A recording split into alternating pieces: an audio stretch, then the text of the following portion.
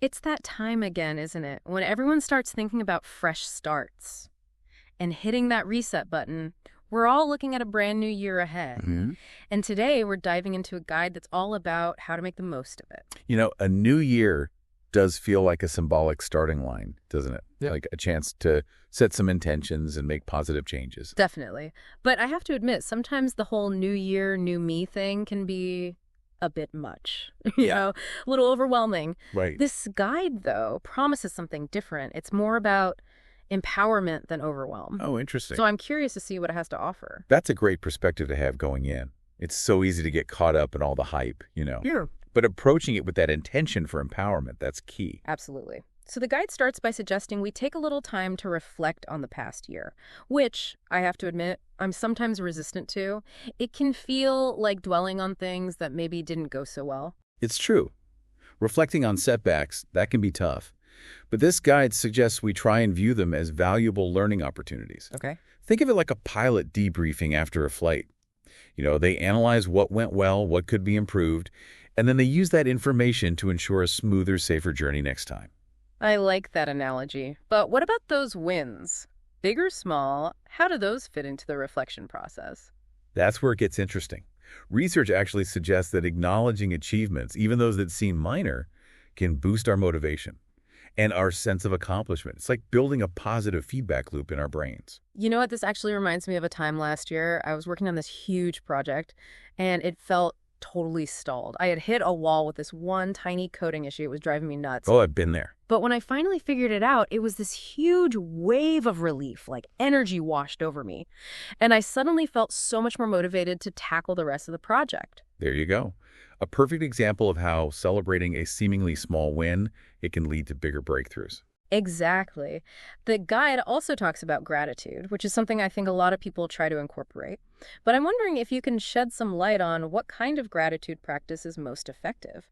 I think a lot of us might just default to listing the things we're thankful for. Right. But is that enough? It's a good start.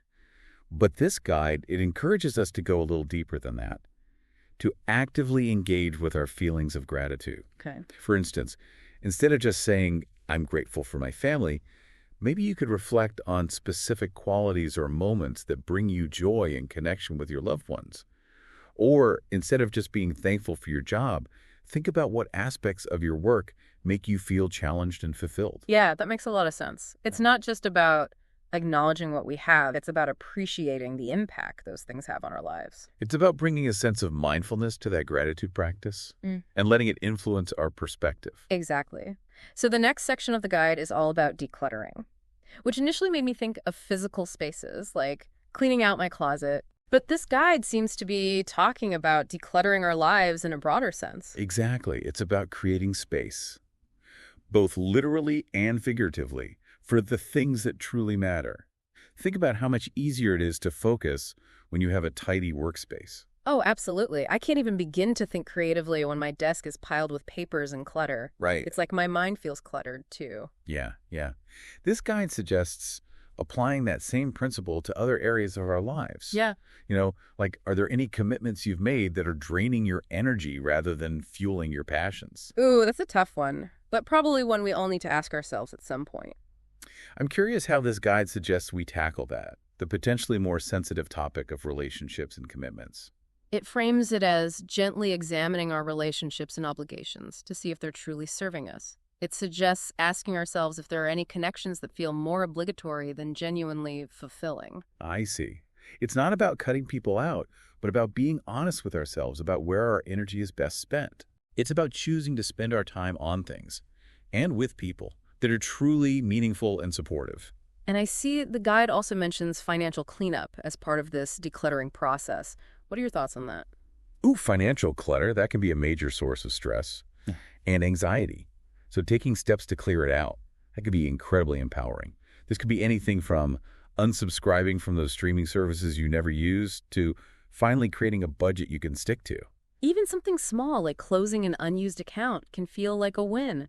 It's a concrete action you can take right now to create a sense of order and control. Right. It's about aligning our actions with our values and creating space for things that truly matter to us. That segues nicely into the next section, which is reconnecting with our purpose. I'm intrigued by how the guide addresses this. This is where we really get to explore our core values.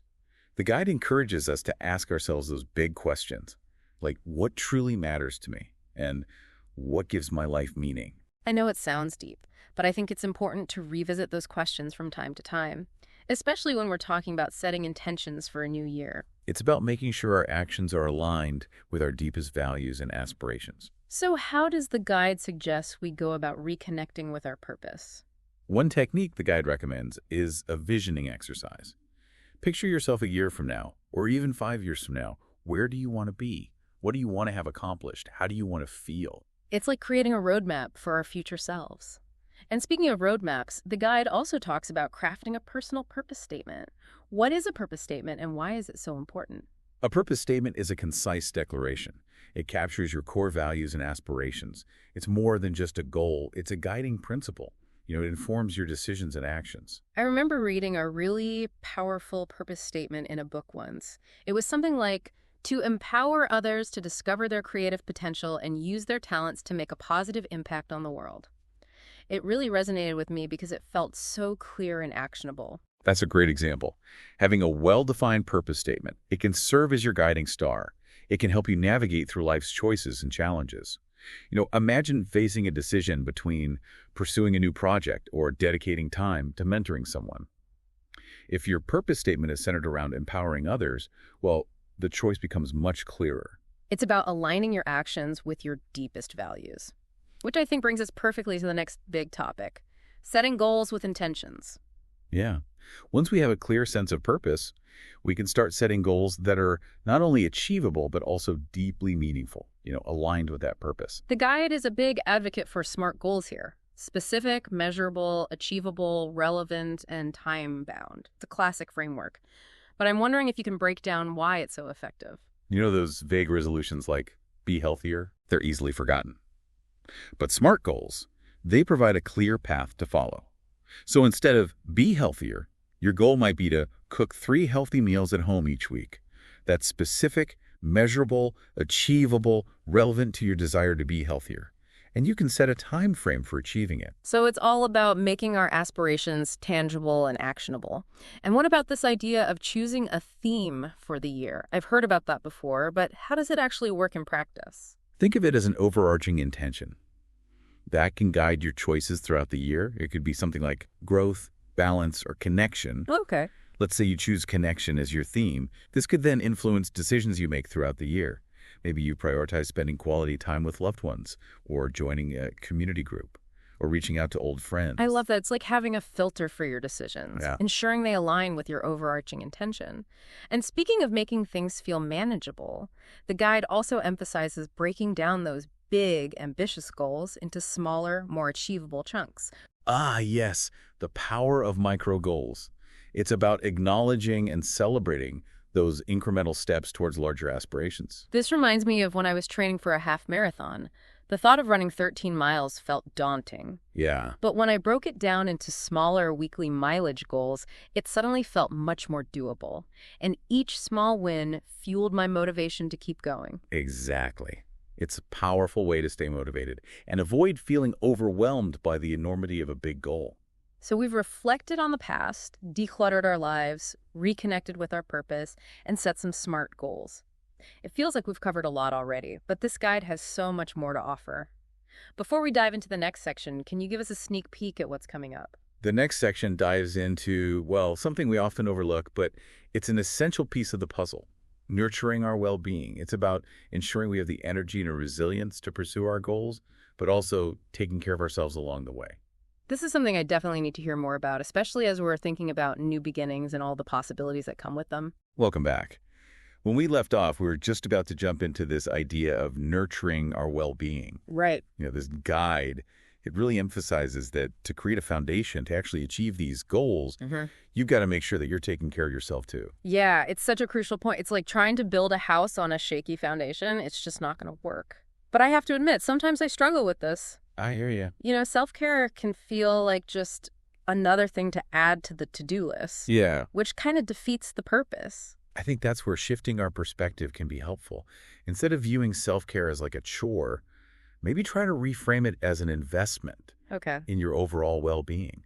It's about creating the energy and resilience you need to actually pursue your goals and enjoy life to the fullest. That's a helpful way to think about it. So, what specific self-care practices does this guide recommend? I'm guessing exercise and nutrition are in there. They're definitely in there. The guide talks about the importance of establishing routines that support our physical health. Things like regular exercise, balanced nutrition, and prioritizing quality sleep. It's about creating those foundational habits that make it easier to stay energized and focused. Okay, so it's not just about physical well-being though, right? Right. The guide also dives into the concept of a digital detox. Because in our hyper-connected world, it's so easy to get caught up, Oh my gosh. in that constant stream of notifications and information overload. I feel like I'm constantly checking my phone. It's a habit. The guide suggests experimenting with dedicated periods of time where you completely disconnect Okay. from your devices. Research actually shows that reducing screen time, it can improve focus, sleep quality, and even mood. It's about reclaiming your time and attention Yeah. and using it to engage with things that truly nourish you. I'm curious to give that a try. What about things like mindfulness practices, like meditation or journaling? Does the guide touch on those at all? Yeah, it does. It encourages readers to explore those mindfulness techniques as a way to cultivate presence and awareness. So that could be anything from a simple breathing exercise to a dedicated meditation practice, or even just taking a few moments to appreciate the beauty of nature. I love that. It's about being more intentional with our time and energy. This all reminds me of the guide section on strengthening our network. Relationships are so vital to our well-being. And this time of year often feels like a natural time to reconnect with people. Absolutely. Nurturing our relationships is an essential aspect of self-care. This guide suggests starting by expressing gratitude to those who have had a positive impact on our lives. I'm all for spreading a little gratitude, but I'm also curious, is a simple thank you enough? Or are there more impactful ways to express appreciation? A simple thank you can go a long way. But this guide, it encourages us to go beyond those everyday expressions of gratitude. Think about those people who have truly made a difference in your life, like a mentor, a friend, a family member. Consider writing them a heartfelt letter, or maybe even planning a special outing together. It's about making that conscious effort to show them how much they mean to you. Yeah, that's a great idea. And on the topic of reconnecting, the guide also talks about reaching out to old friends, mentors, or colleagues, people we may have lost touch with over time. It's so easy to let those connections fade as life gets busy. Right. But rekindling them can bring such a sense of renewal and remind us of the richness of our personal and professional networks. I'm actually thinking of a friend who I haven't talked to in ages, but who has always been such a source of support and inspiration. I'm making a note to reach out to her. Do it. You'll be surprised by how much joy a simple reconnection can bring. And, on the topic of connections, I found the section on collaboration to be particularly interesting. I'm intrigued by that too, because I think we often think of goal achievement as a solo endeavor. But there's so much power in working together, isn't there? The guide encourages readers to explore those opportunities to collaborate with others, whether it's on a creative project, a business venture, or even just sharing knowledge and resources. Yeah, this actually reminds me of a time when I was struggling with this really complex problem at work. I felt stuck. But then I decided to reach out to a colleague who I knew had expertise in that area. Yeah. And we ended up having this brainstorming session that was so insightful. Not only did we come up with some amazing solutions, but it was so much fun to work together. That's a perfect example of the magic that can happen when we collaborate. It's about recognizing that we don't have to do it all alone, and that we can learn and grow so much more when we tap into the collective wisdom and support of others. Which brings us to the next section, planning for growth. I love this part because it's all about looking ahead and thinking about how we want to continue evolving. The guide suggests that we start by identifying skills we want to acquire, or areas where we'd like to deepen our knowledge. It's about taking a proactive approach to our own development and seeking out those opportunities for learning and growth. Exactly. So this could involve enrolling in a course, attending a workshop, reading books, or even seeking out a mentor who can offer guidance and support. The guide also emphasizes the importance of regularly reviewing our habits. This is one I sometimes resist because it can feel a bit confrontational, but I know it's so important. What specific advice does the guide offer for tackling this? Well, it starts with cultivating self-awareness. The guide invites us to honestly assess our current habits, both the positive and the ones that might be holding us back. Are there any patterns of behavior that are draining your time or energy?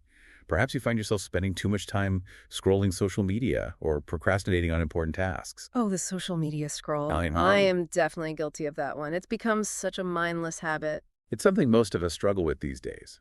But the guide suggests that once we've identified a habit we want to change, we can experiment with replacing it with a more supportive behavior. Okay. So instead of mindlessly scrolling, maybe you dedicate that time to reading a book, going for a walk, or connecting with a loved one. It's about being intentional with our choices and creating habits that align with our goals and values. Exactly. And, speaking of aligning our choices with our values, I was really drawn to this section on personal projects. Oh, that one really stood out to me as well. I'm a big believer in the power of passion projects. It's about making time for activities that bring us joy, spark our creativity, and nourish our souls. These might be things we don't necessarily do for work or for any external reward, Yeah. but simply because they light us up. I think it's so easy to get caught up in the have-tos of life and forget about those things that truly bring us alive. I know for me, when I'm regularly engaging in my creative hobbies, whether it's writing, painting, or playing music, I feel so much more energized and inspired. Absolutely. And the beautiful thing about passion projects is that they often lead to unexpected outcomes. You might discover a hidden talent, meet new people who share your interests, or even stumble upon a new career path. Speaking of new beginnings, the next section is all about rituals for the new year. Rituals can be such powerful tools. For marking transitions and setting intentions, they provide a symbolic framework for letting go of the old and embracing the new. It's like creating a tangible marker for a fresh start. I know a lot of people have traditions around New Year's Eve, but what other rituals does the guide suggest? There are so many ways to create meaningful rituals. The guide mentions a reflection letter, a letting go ceremony, a vision board. I'm personally drawn to the idea of a reflection letter. Oh, I love that idea. What exactly is a reflection letter, and how would you go about writing one? It's essentially a letter to your future self. You can write about your hopes and dreams for the year ahead, the lessons you've learned from the past, the things you're grateful for, anything else that feels significant to you in this moment. It's a powerful way to capture your thoughts and feelings. As you close one chapter and begin another. It's like creating a time capsule of your intentions and aspirations. And I imagine it would be so interesting to revisit those letters in the future and see how much you've grown and evolved. Absolutely. It's a reminder of how far you've come and a way to connect with the wisdom and aspirations of your past self. The guide also talked about a letting go ceremony, which sounds intriguing. It's a symbolic way of releasing anything you want to leave behind from the past year. This could be negative thoughts, limiting beliefs, painful experiences, or even old habits that no longer serve you. You could write these things down on pieces of paper and burn them, or release them into a body of water, or even bury them in the earth. It's a powerful way to create a sense of closure and make space for new possibilities. And what about the classic vision board? Does the guide have any unique tips for creating an effective vision board? The guide emphasizes the importance of choosing images, quotes, and other elements that truly resonate with you Okay. and evoke the feelings you want to experience in the year ahead. It's not just about creating a pretty collage, it's about using it as a tool for visualization and manifestation. So it's about creating a visual representation of our goals and dreams and using it as a reminder of what we're striving for. I love that. And, it's important to remember that rituals don't have to be limited to the new year. Right. You can create them for any time of transition or new beginning in your life. That's a great point. It's about finding those practices that help us mark those important moments and set intentions for the journey ahead. But even with the best intentions and the most carefully crafted rituals, life is unpredictable. That's why I'm so glad this guide dedicates an entire section to embracing flexibility. That is such a crucial point. Life rarely goes exactly according to plan. Right. So being able to adapt and adjust our course, that's essential. Instead of feeling like we failed if things don't go according to plan, it's about having the wisdom and the courage to pivot when necessary. What are your thoughts on that? It's about letting go of the need for perfection, and embracing the journey with all its twists and turns. Mm-hmm. And I think this is where this idea of celebrating progress over perfection comes in.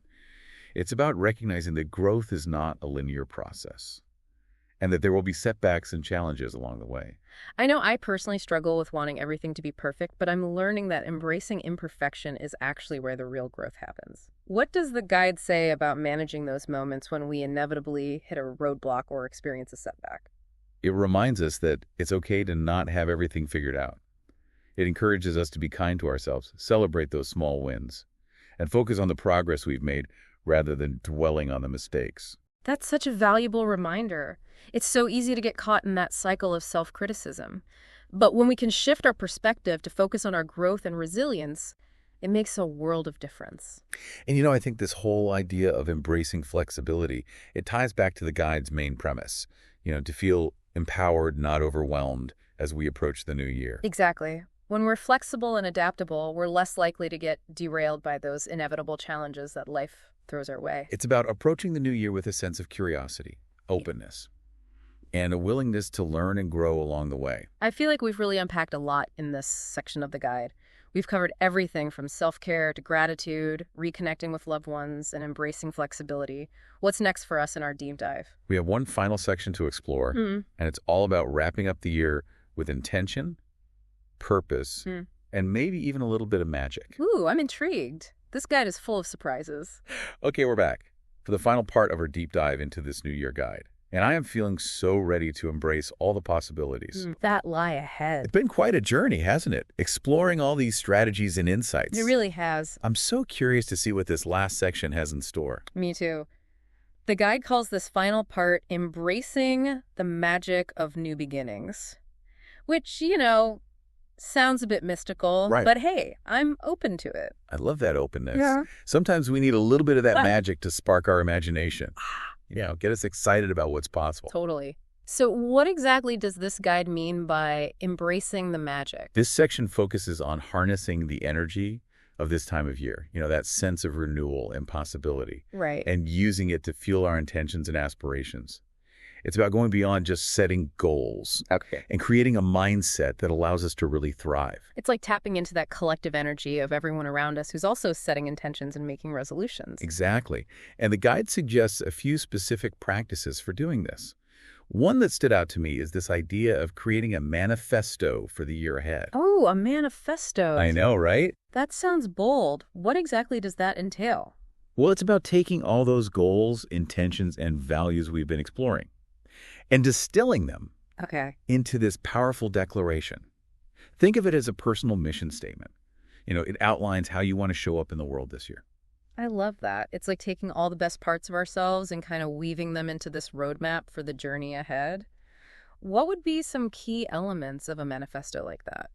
The guide suggests including, your core values, your overarching intentions, and any specific actions you're committed to taking. Right. It's about creating a clear and inspiring vision for the year ahead, something you can refer back to whenever you need a boost of motivation or you need some clarity. It sounds incredibly empowering. It is. So what other practices does the guide recommend for embracing the magic of these new beginnings? One suggestion that I really resonated with is this idea of starting a joy journal. Oh, a joy journal. It's like a gratitude journal, but with a focus on those moments that really spark joy.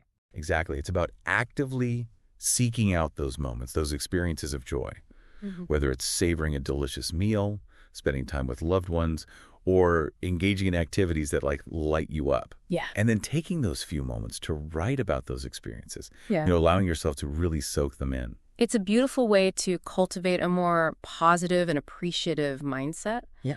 Which I think can be so helpful when facing those inevitable challenges For sure. that life throws our way. Yeah.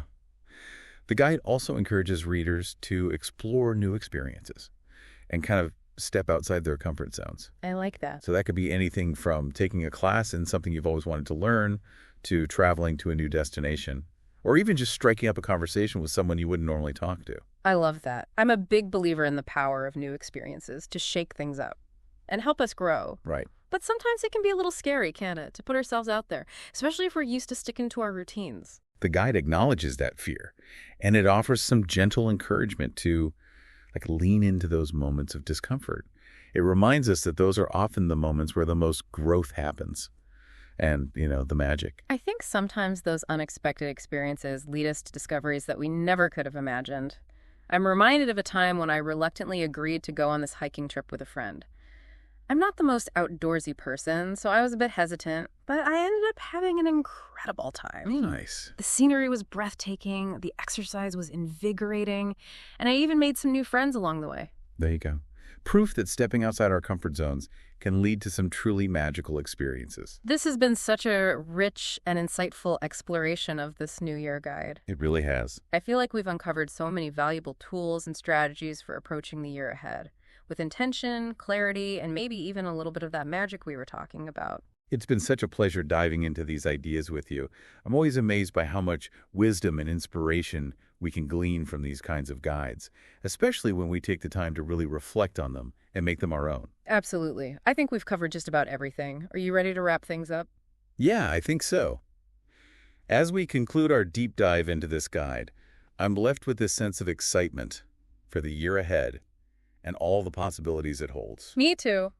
And as always, the real magic happens when we take these insights and start putting them into practice in our own lives. For sure. It's not about following a rigid set of rules, but about finding what resonates with us and using it to create a life that we truly desire. Well said. We've talked about setting goals, nurturing our well-being, strengthening our networks, planning for growth, embracing rituals, staying flexible, and even creating a manifesto for the year ahead. But I think there's one key takeaway that ties it all together. It's about approaching the new year and life in general with a sense of intentionality and purpose. Whether we're reflecting on the past, setting goals for the future, or just savoring the present moment, it's about making those conscious choices that align with our values and aspirations. Beautifully put. And if there's one final thought I'd like to leave our listeners with, it's this. Don't be afraid to dream big. Embrace the unknown and allow yourself to be surprised by the magic that unfolds when you step into the fullness of your potential. I love that. Here's to a new year filled with purpose, growth, joy, and maybe even a little bit of magic. Thanks for joining us on this deep dive. We'll see you next time. Thank you for watching the channel Aspire to Achieve. Also, please provide your inputs in comments about what kind of content you would like to watch in this channel. Please like, subscribe and share. Thank you.